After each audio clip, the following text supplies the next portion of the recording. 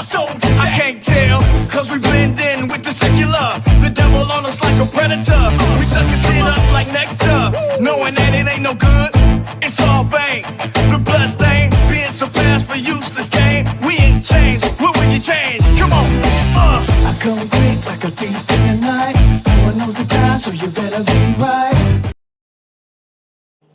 Hey everybody, how y'all doing? How you doing? Welcome to Jarrett Talk Conversation, also known as the interview channel.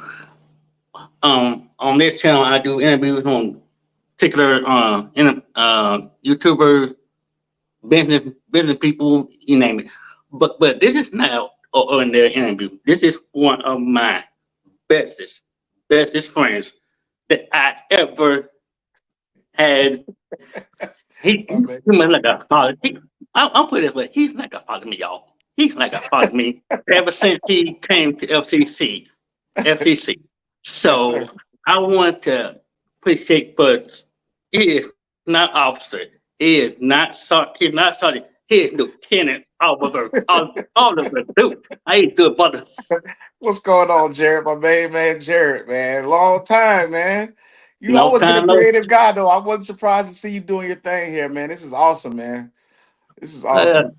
well, appreciate it. Tell to the people that do not know about you, tell the world about you and about your business. Yeah. So I'm a lieutenant in the police department, Metro Atlanta. I've been a police officer around 20, 22 years. And it's something I really enjoy doing. I got into it early. I've been doing a large majority of my, actually, I think a majority of my life at this point. And it gives me an opportunity to interact with the community in ways that if if I had not been a police officer, I would not have been able to. So I've enjoyed the opportunity to serve the communities that I've been in over the past 20 plus years. If you were not a police officer, what would you be doing right now? Well, initially I started out, man, I wanted to be a school teacher, actually a band director specifically. Hmm. I went to Lithonia High School, so I'm local. I'm a local. I'm a graduate from Lithonia '98. And I went to Morris Brown College with the intention of being a band director. I had Hmm. been to I knew all the band directors in Metro Atlanta at the time. I had a very, very good relationship with them, and I ended up doing my student teaching at McNair High School.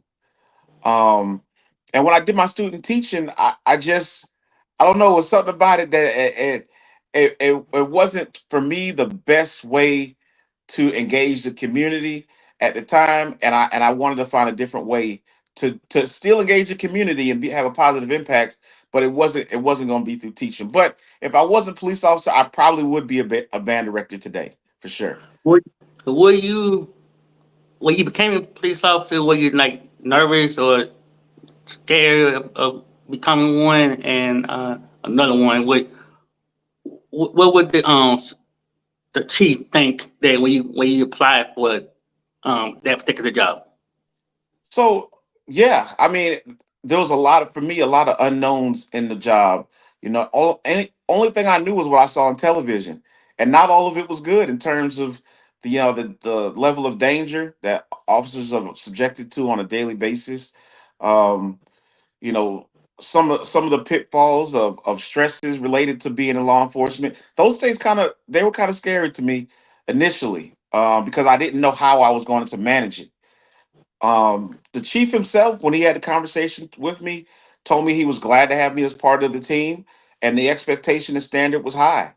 And as long as I continued to meet the standards of that particular agency, I could keep a job. And when I didn't, I wouldn't have a job. So I kind of knew what the expectation was from the beginning from the chief.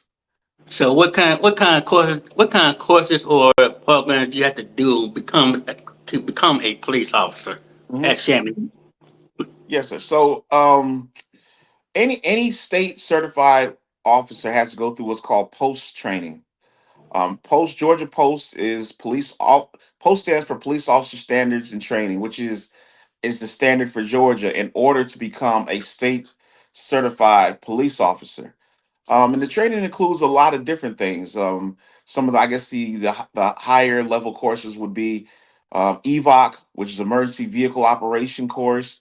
Then you have a firearms course that you have to obviously be able to successfully complete. You have a defensive tactics course. You have criminal law and procedures courses. You have mental health evaluation courses. You have a lot of different courses that prepare you, at least on a very baseline, to be able to interact with the community and help in a meaningful way. A meaningful way. They've either been just, I think this year or next year, they will be extending the post course so it's even longer. So officers will get more training than they've ever had before in Georgia to be a Tell police tell officer. tell me more about that course. Tell people about more about that course. What they Which need one? to do about Post. do that.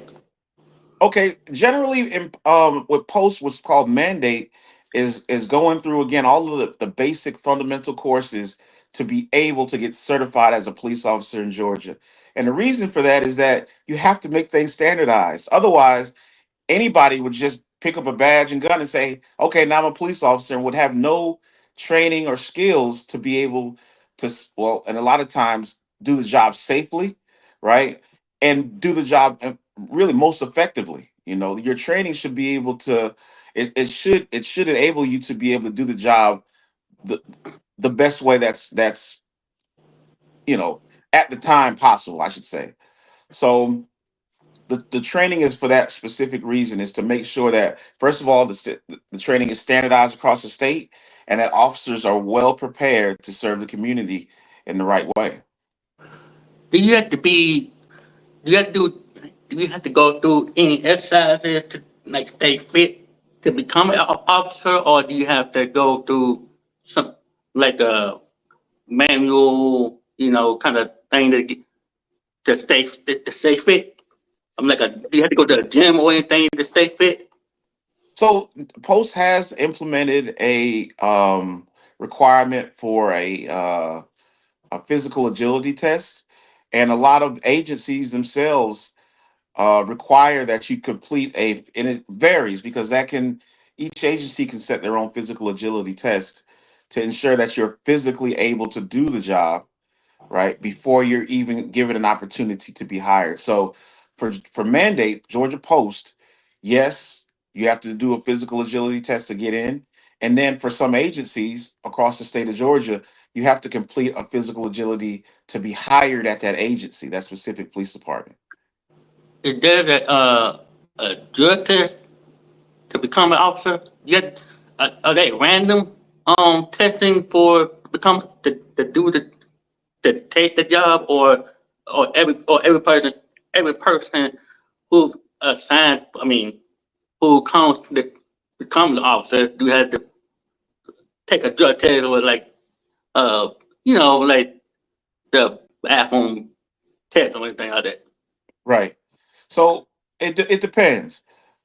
For any agency that I've known, and I suspect any agency in the state of Georgia to be hired on, you would have to submit to a drug test. Right. I couldn't see it being any other way. Once you're within the agency, different agencies have different policies in terms of, is there a continuous drug test that may be random or not? Or there may be a drug test associated with, say, for instance, if you're involved in a deadly force incident, or if you're involved in a car accident or something of that nature, then they require you to take a drug test at the end of that incident, just to ensure that you weren't under the influence of any intoxicants. So for some agencies, yes, there are continued random drug tests and alcohol tests as well. For some agencies, there are none, but if you are involved in a critical incident, then they require you to test immediately after that incident. What is the scariest or memorable call you ever received of any shift, day or night? Yeah. Um, well, there's a couple that stand out. There's a couple that stand out, but I would just say generally that for me, any call involving children being injured are probably the most impactful to me. Um, those calls, because a child, most well, and in effect, every time I've been on a call where a child was injured, they really had no, they had no influence on the injury happening to them. Other words, a parent was negligent, or something happened where some adult wasn't doing what they were supposed to do, and that child was hurt, and as a result, that kind of makes you feel bad, you know. So those are the most memorable calls, are calls that involve children being hurt or injured. Those are the ones that are most impactful to me. Do that scare you sometimes when someone like if a visual call and it's like my child is choking or Oh hurting yeah, or not breathing and absolutely. stuff like that. Absolutely, absolutely. I can't see any. I've never seen an officer who has been okay with being on a scene of a injured child. I've never seen it in over 20 years on many different scenes.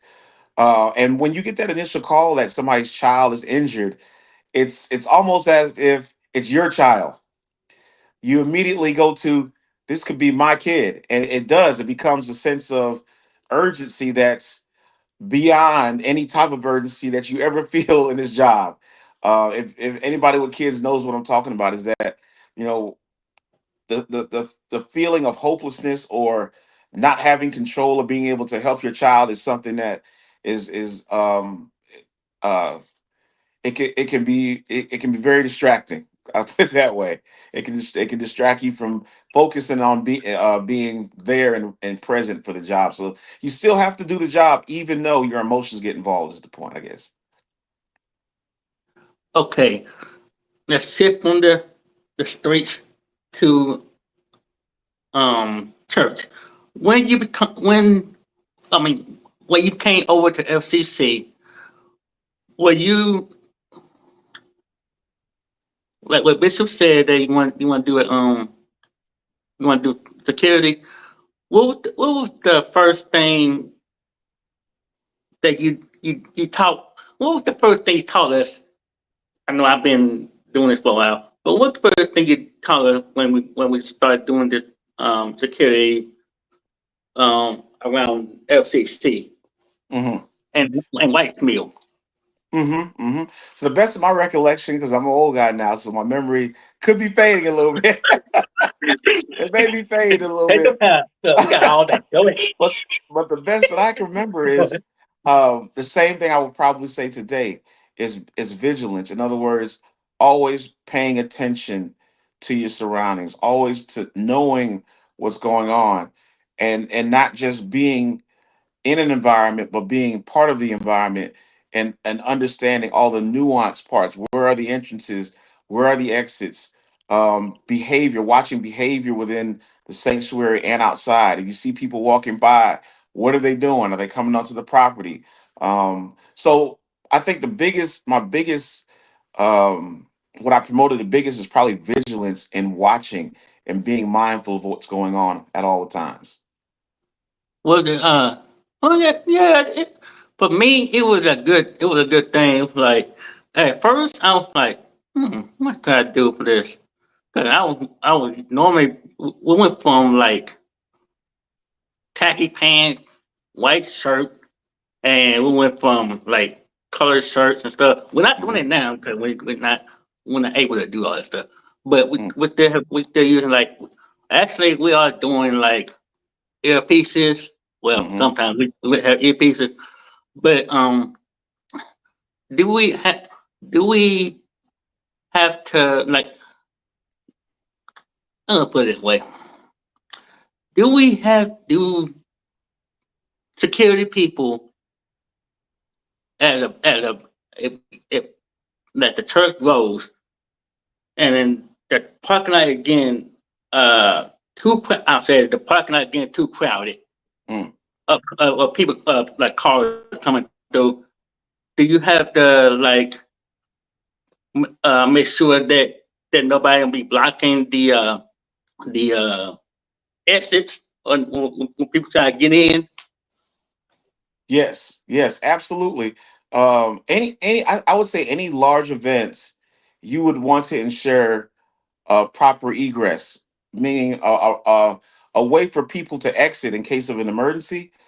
Also, you want to be able to get fire trucks, so you want to be able to get ambulances or any other emergency or first responders into a scene as close as they can get, just in the case of an emergency. So you always do want to have a clearance, a way of a cleared way for emergency vehicles to get in and for people to get out if they have to. Um, I was going to pick up on that the job thing. Um, do y'all have to do the car the not I'm gonna say, do you have to get your own vehicle? Do that? I'm putting. Does the chief ever assign y'all your own vehicle, or do they give they the chief give you the keys to the car, like the car they give you? I mean, Okay. just like No, that's a great question. Over time, when I first began in law enforcement, there was no such thing in Georgia really as a take home car program, right?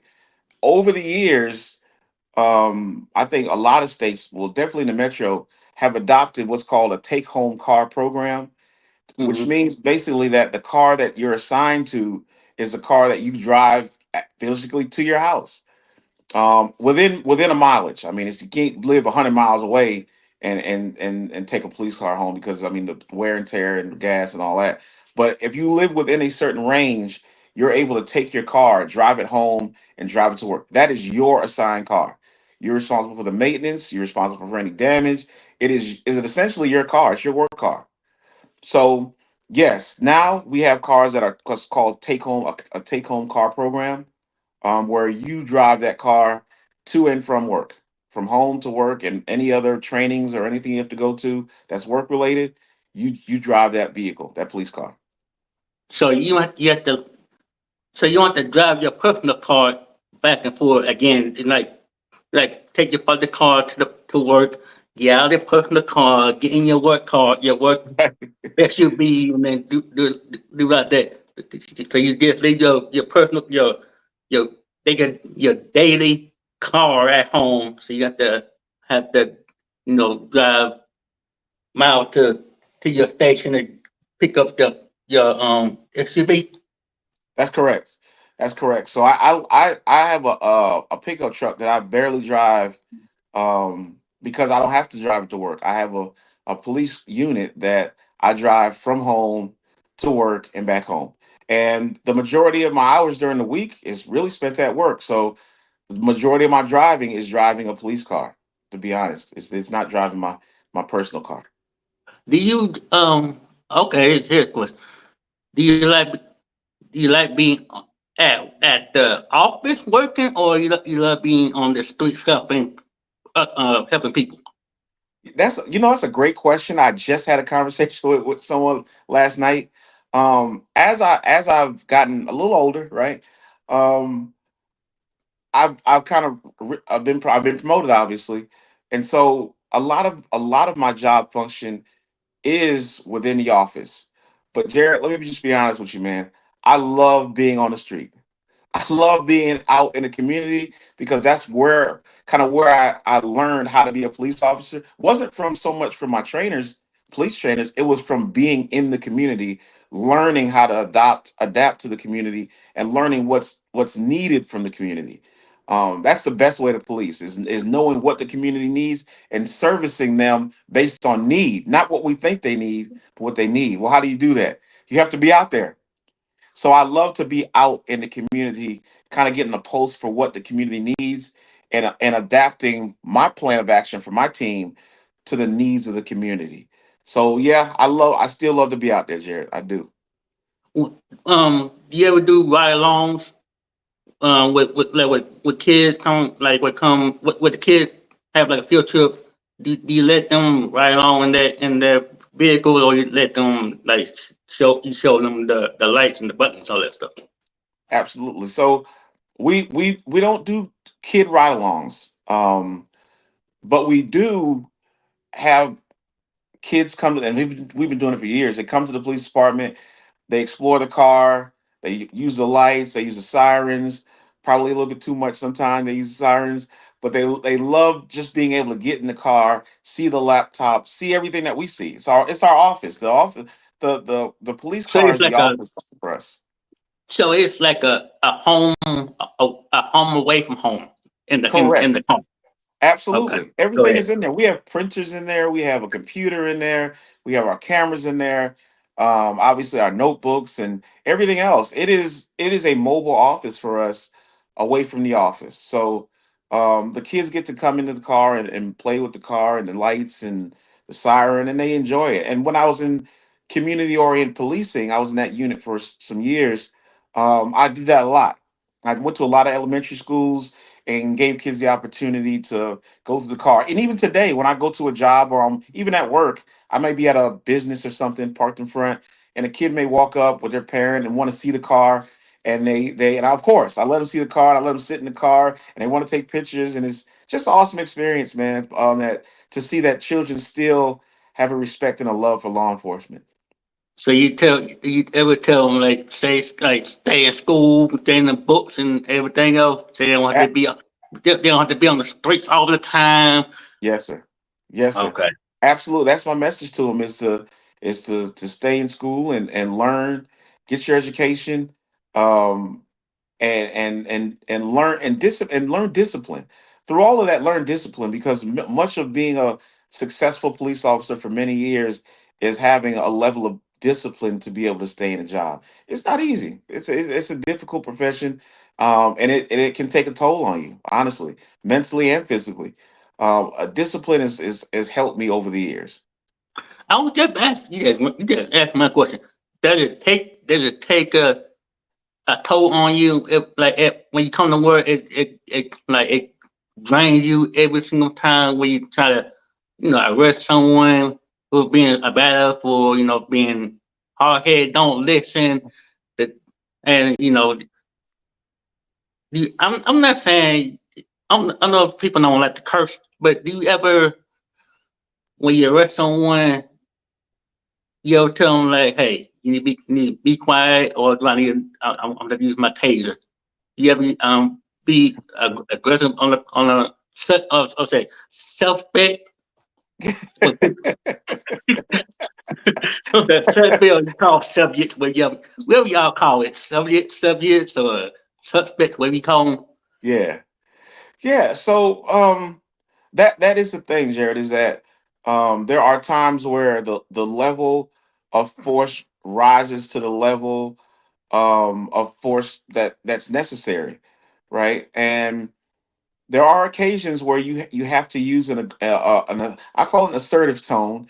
You have to use an assertive tone in order to get the result that you want, because sometimes the situation is kind of escalated or elevated, and it's not able to be de-escalated quickly without you rising to the level of that the escalation. Sometimes, um, and in fact, sometimes using an assertive tone prevents you from having to use physical tactics to take somebody into custody. In other words, the threat of force sometimes keeps you from actually having to use physical force.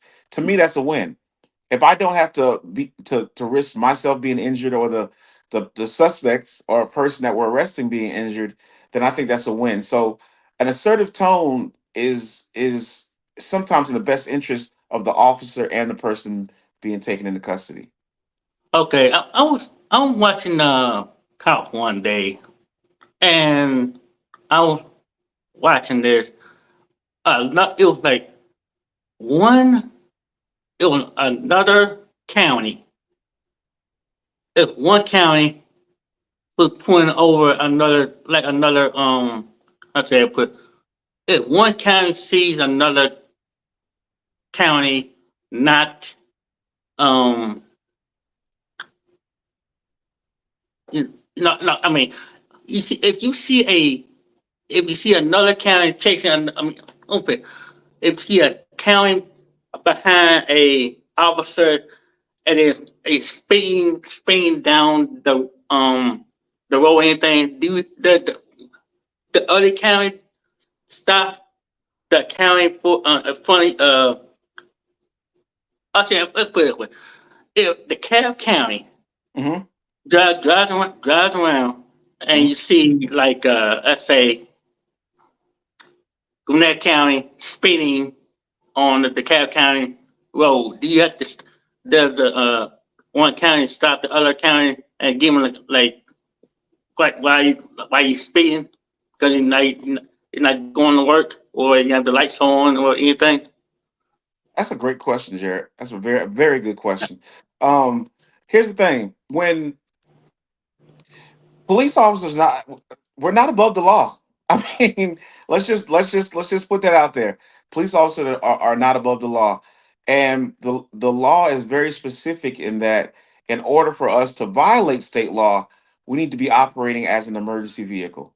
In other words, your lights and sirens should be activated if you're above the speed limit, or if you have to go through a red light, or if you have to do anything else that is a violation of Georgia traffic code, right? So yes, and it has happened before, and it causes some officers to be upset with certain departments. But I'll tell you, I'll give you a great example. If GSP sees a car, a police car, marked patrol car, running down the highway at a speed that is just unreasonable, they will stop that Mhm. car. It doesn't matter if it's a police car. And my thought about that is that that's the right thing to do. They should do that, because we can put the public in jeopardy just as easily as somebody else, a civilian driving at an unreasonable speed on the highway. Why wouldn't we be stopped? Um, so I agree with your notion that, or GSP's notion is that if you're violating state law, you're unreasonable, you're causing um uh the public to be placed in jeopardy. Yeah, you should be stopped, police officer or not, for sure. And it does happen. Absolutely happens. Yeah. Have you seen it before in real time, or do you ever see it in recent history? One of the first traffic stops I ever made, Jared. One of the first traffic stops I ever made was on a DeKalb County. I probably shouldn't even say the name, but on a police Nope, officer nope, that's it. from Mhm. from a local county, um, Mhm. who was violating state law. Now, in fairness to the agency, he wasn't actually hired yet. He was in the academy. He was a recruit. Yeah. But he was quick to try to show credentials and things of that nature when I went up to the car. Now, showing credentials, that's fine, but it doesn't negate the fact that you have to have a driver's license to drive a car. So if you show me some sort of DeKalb regalia or some sort of agency regalia, it Hmm. doesn't negate the fact that you need to present a driver's license and insurance, right? Hmm. And he was not very happy, because he felt like he should not be stopped because he was a recruit, um, within law enforcement. So, my supervision at the time notified his supervision at the agency, and whatever happened. But that was handled in that type of way. So yes, I've dealt with that personally. Um, I've seen it directly with our, agencies stopping different law enforcement agencies that are violating state law, and typically it doesn't work out bad. A lot of times, these guys are undercover. They're doing different operations that require them to not be seen, or to be able to watch a car, surveillance and things of that nature. So we just measure it by each. It's a case by case thing, but just because you're a police officer doesn't give you like carte blanche to just do whatever you want because you're in a police car. Do you ever notice a do you know the difference between a real officer and a fake officer who try to pretend that he belong with the agency.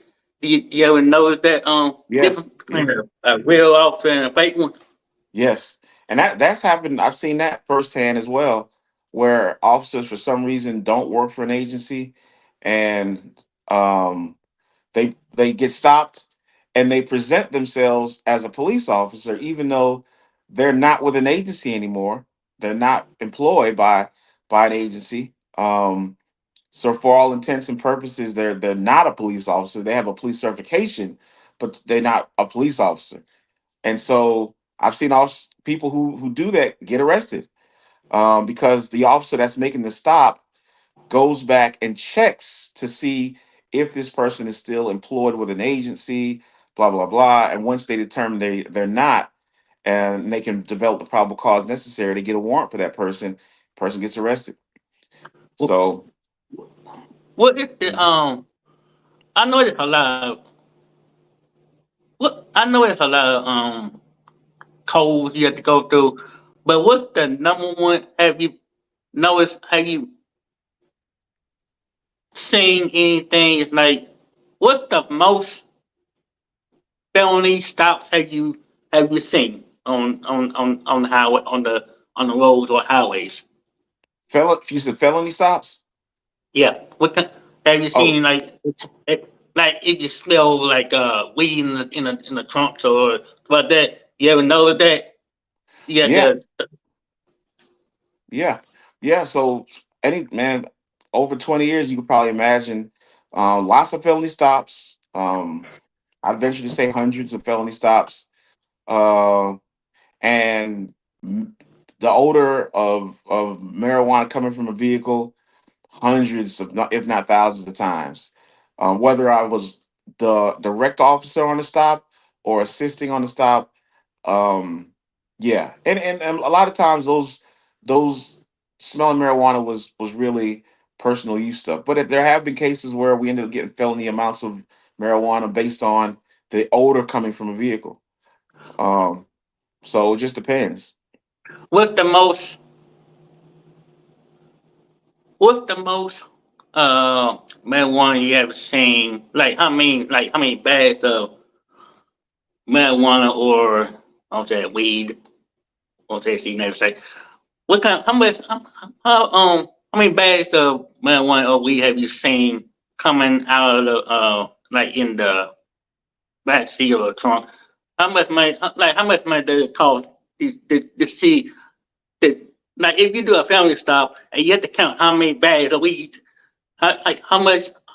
How much? What the most have you think you saw all together when you sitting there counting how many bags of weed you saw? Hmm.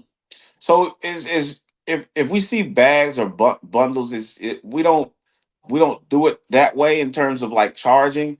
It's charged Mm-hmm. according to ounces, pounds, things of that nature.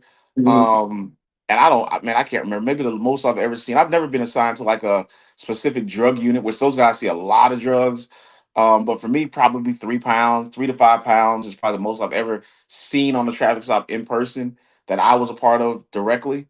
But again, it's because I haven't been in one of those narcotics units where that's what they do is track. 'Cause those guys see 20, 30, 100 truckloads sometimes of marijuana just because they're following large marijuana cases or large drug cases. So, As a rookie cop, do you have to learn from the veterans how to how to operate the vehicle when like come on you come with me and I'm gonna ride with you. I'm take the rookie.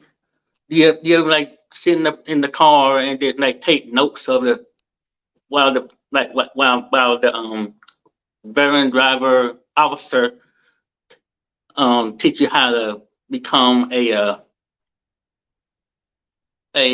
professional uh, officer. yes, sir. That's another great question. So, once you get out of the academy, you're assigned to what's called a field training officer, an FTO. And it just depends on the agency how long your training period is, but that's exactly what you just said is exactly what you do. you're a rookie officer and you ride with a veteran officer to learn how to apply the things that you learned in the academy. Um, so that's everything from filling out the paperwork to how to make an arrest to how to develop your probable cause to how to interact with the community, to how to deal with folks' mental health. I mean, there's so many different things that you might have seen in a book in the academy that now you have to learn how to use it on the street. And that's where the veteran officer comes into play. Do you um do you own a canine or somebody ever own one? I'm just not one of those questions. Do you ever own a canine or do they have to get do they sign a dog for the a particular officer? So if an agency does have a canine, that officer is assigned that canine, right? Um, in our case, we don't have a canine, don't have a canine. But if we do need a canine, there are so many in the area that we're able um to get those we get help from those other agencies that's around us. So there's canines available. In other words, we just don't have one at the agency. Okay. Hmm. What the do you have is Chamblee? Oh, I'm sorry, I'm missing the count. Do you ever be in a county chase?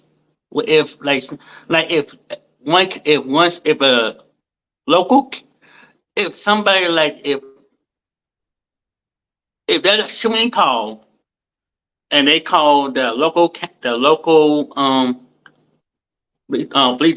police department and then it gets on the like the highway.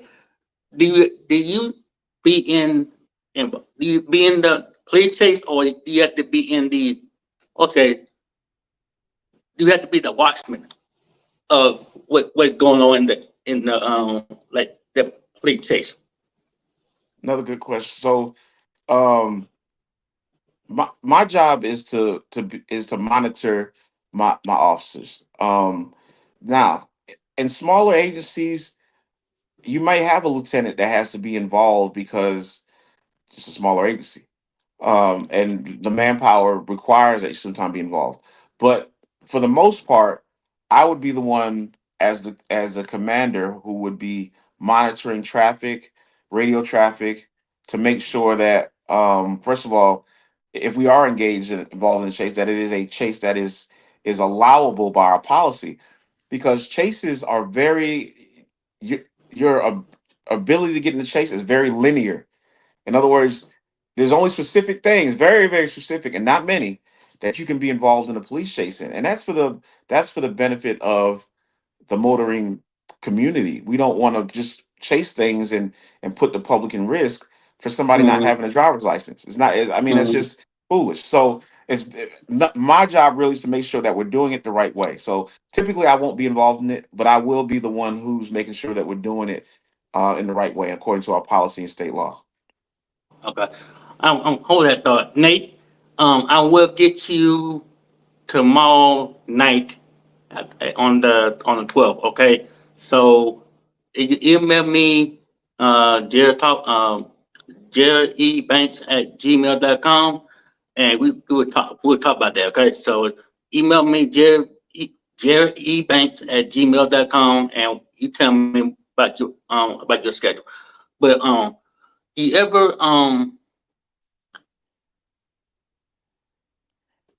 I've seen it's like I know it's a lot of policies policies when we come to play chases. Um, I know some don't do. I know some stations don't do pit maneuvers. Some don't do box the person in or what I'm talking about. They don't do trying to yank somebody out of the car. But have you been in one in your rookie year? Have you been in one of any of the places when you in your rookie year? My first year, no, I was never, I wasn't in any chases. Probably my first, I say 3 years, I wasn't in any real meaningful car chase. Um, and that's because my first agency was a really a campus cop, So the only thing we would get, really involved in that was, of high significance were incidents where we assisted the city or the county, but there wasn't a whole lot of chasing. So probably the first 3 years I wasn't involved in any chases. But you've been doing your research, I see, because you mentioned being boxed in, which is a Yeah, but thing. Yeah, yeah, and picks. And so I'm of the philosophy that boxing vehicles in is a very effective and one of the safer ways to get a vehicle stopped, in my opinion. And I feel like that because it puts any damage that's going to be acquired, any damage is going to typically be to the police cars. And if you can't get the car boxed in, the car gets away. Well, it just gets away, and we call it. You just say, "Hey, we didn't couldn't box it in. Car got away. We're done." But if you can box that car in, that's probably one of the safer ways to get a car stopped if you have to get it stopped, in my opinion. with the um you say you've been on the for 20 years. Hmm. When you start what year did you start becoming a police officer? What year did you start becoming a police officer? It was it after you decided you want um was it after you decided to do it after school, or you just want like I want to go, or you came home and talk to your mom like, hey, I want to be a police officer. Do you do you ever thought about that when you growing up? Yeah, yeah. As a young child, I there were a couple things that I was interested in. It was medicine. It was law. It was medicine and it was law. And so medicine left pretty early, probably around 10th grade, and I wanted to be a lawyer. Um, and because I was always fascinated with the law, always fascinated with debating and logic and you know. Anyway, so I almost I go ahead. mhm. I was gonna Go say ahead. was yeah. So it went from being a lawyer to when I had the opportunity as a small kid to interact with police officers in a neighborhood of my relatives, which they stayed in the area where police were there a lot. And so that gave me an opportunity to, as a kid, see the helicopters, see the police helicopters, interact with police officers, and it kind of shifted my desire to wanting to do it. But then as I got older, I went into wanted to do music. I wanted to be a band director, right? But second place, a close second place, had always been a police officer. So when the whole student teaching thing with McNair, and I just didn't feel like it was the best for me. When I left teaching, that's when I went into law enforcement. Were you what cops were? Do you ever watch cops on TV that make you think like I'm going to be a cop one day? You ever seen like you ever white cop like you white cop you sit right in front of the TV, glue at the TV like Uh-huh. I want to be a cop one day and So yeah, I mean that did. I can't say it didn't contribute to my understanding of what police do, and say, man, that would be cool to do some of the things that we're doing, because it seemed adventurous and fun. So yeah, I gotta say, cops probably did contribute some to my desire to be a cop because I watched a lot of it growing up.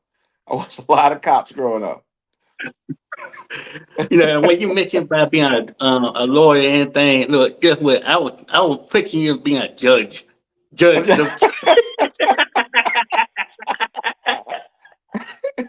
was like, oh Lord, that would be nice. That would be nice shit. You see, become a judge one day. I'm like, oh, that'd be nice. Oh, y'all gonna be in really trouble. Right. I won't be in the courtroom with him. But but all serious though. But the you love what you do. You love what you're doing now.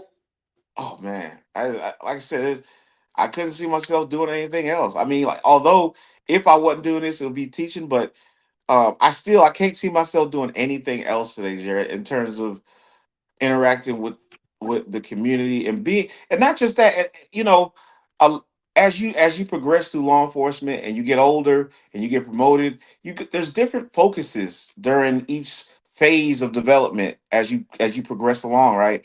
And so now for me, a lot of it is developing new officers, and that's a passion of mine now today. Even with the community stuff, which I still do every once in a while, like I told you, I still get out there sometime. My biggest thing is developing brand new officers who I get into good officers who are good people who understand the law and understand their service to the community is what they're supposed to be about. So my ability to kind of touch each of these new people and have influence over their career as a police officer, that today that's my new passion. I love doing that. I'm not gonna tell you. I'm gonna ask one of the Gwinnett County police officers if I want to talk to the chief. Yeah. Do you ever seen yourself? Have you ever seen your consider yourself becoming the chief of the department one day? It's not something I really put a whole lot of thought into. My thing right now, Jared, is my my ability to be close enough to the street, close enough to the officers, and close enough Mm-hmm. to the people that we serve is very important to me. And in this position I am in now, which is where my focus is, I can do that. Mm-hmm. So that's where I'm focused right now. It's not really outside of that. Maybe in another 5 years, I will think about progression or what other way can I serve in law enforcement. Right now, my desire is to be where I am. It is. Okay, okay. It's been a while since since this your day off.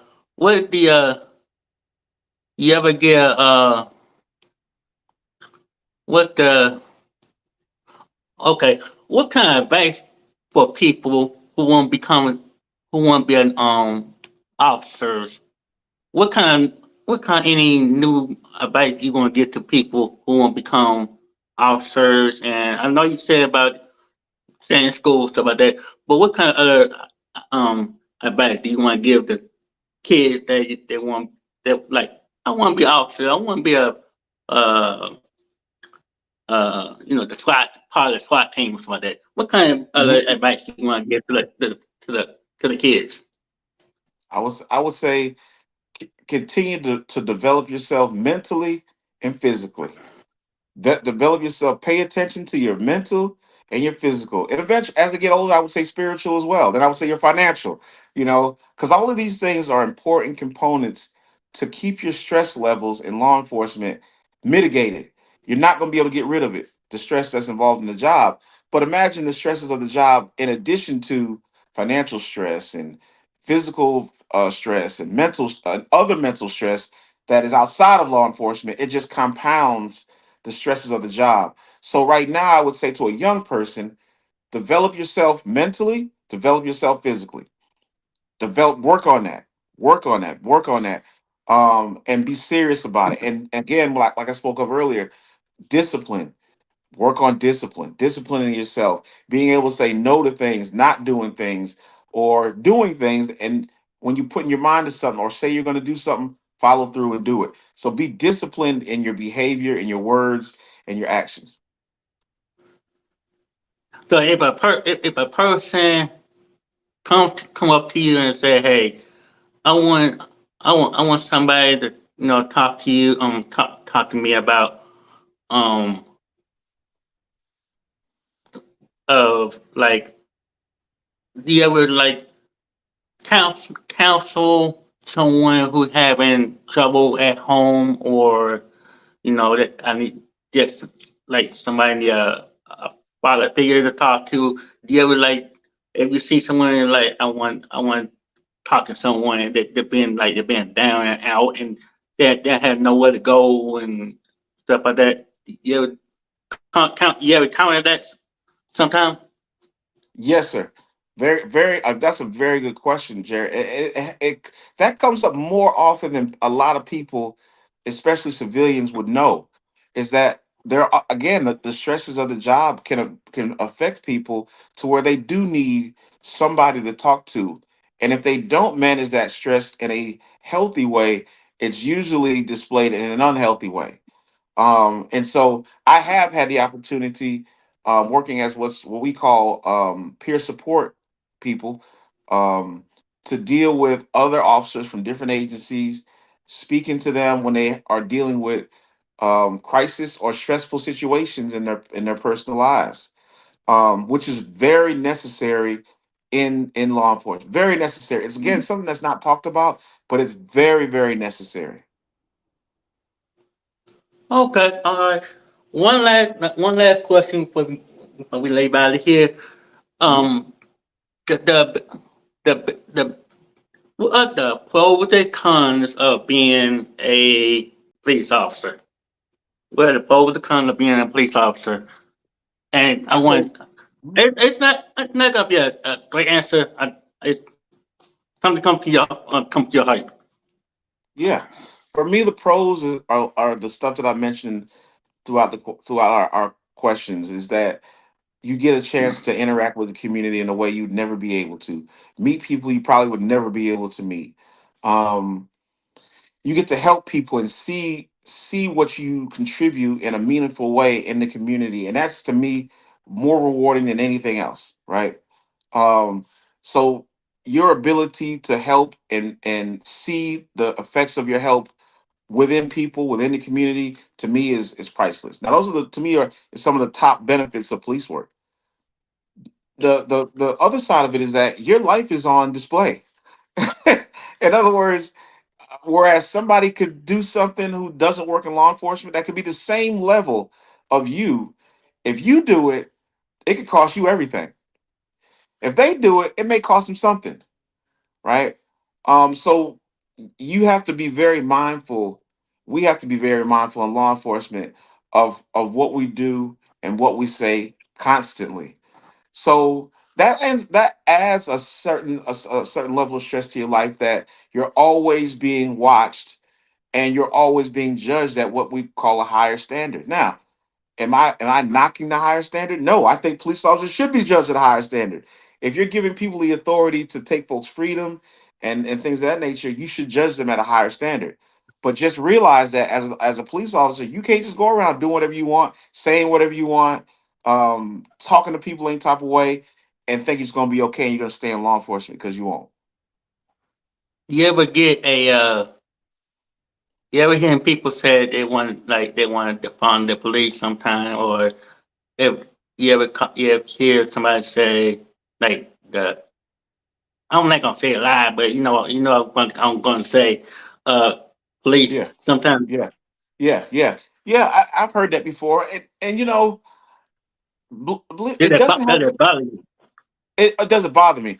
It doesn't bother me, Jared. It doesn't bother me. That doesn't bother me. What bothers me is that that person has not had well, seemingly hasn't had the opportunity to deal with police in a good way so that they could see that police generally are not the way they think. In other words, it bothers me that their mindset is like that because they haven't had good interactions with the police. And Mhm. why haven't they have good interactions with the police? What is going wrong? What do we do in law enforcement to make this person think that police officers are like that? Generally, there's always going to be people within any profession, doctors, lawyers, anybody that are going to be they're going to be deviants. They're going to do what is not prescribed by the profession. But it doesn't mean you don't like doctors. You don't go to a doctor because you see one doctor mess up, or you say I'm not going to any lawyers anymore because this one lawyer did something wrong. You judge that person individually on their actions. My thing is with law enforcement, we should be able to have the opportunity to to to mend anything that has been done as a law enforcement community. But you have to talk to us. That's why the importance of going out to the community and having those conversations, finding out what's going on, finding out what's wrong, finding out what they're seeing is so important. And on that note, we're done. All I'm right. glad you came by and stopped by Of off course, your man. busy schedule to get to know you a little better to my subscribers and everything.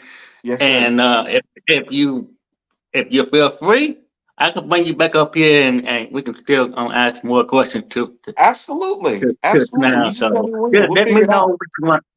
Just let me know when you're free, and then I'll set it up next time. And I'm glad you came to hang out with me in my world. So Thank you for having me, and Jerry. You're the man. and no and other than that, I'm gonna bring you down. You go ahead, have a wonderful day, and Thank I'll see you soon. See you soon, Jerry. Thank you, bro. All right, All bye. right. Bye. All right, everybody. That's my brother, Lieutenant Dukes. It's been one of my good friends in a while, and it was a little emotional to seeing one of my good friends. So yeah, it's great.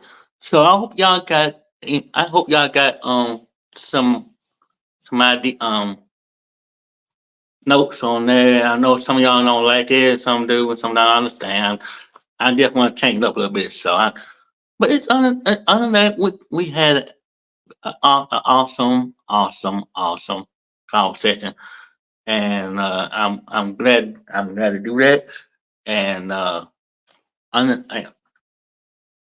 and that will be good.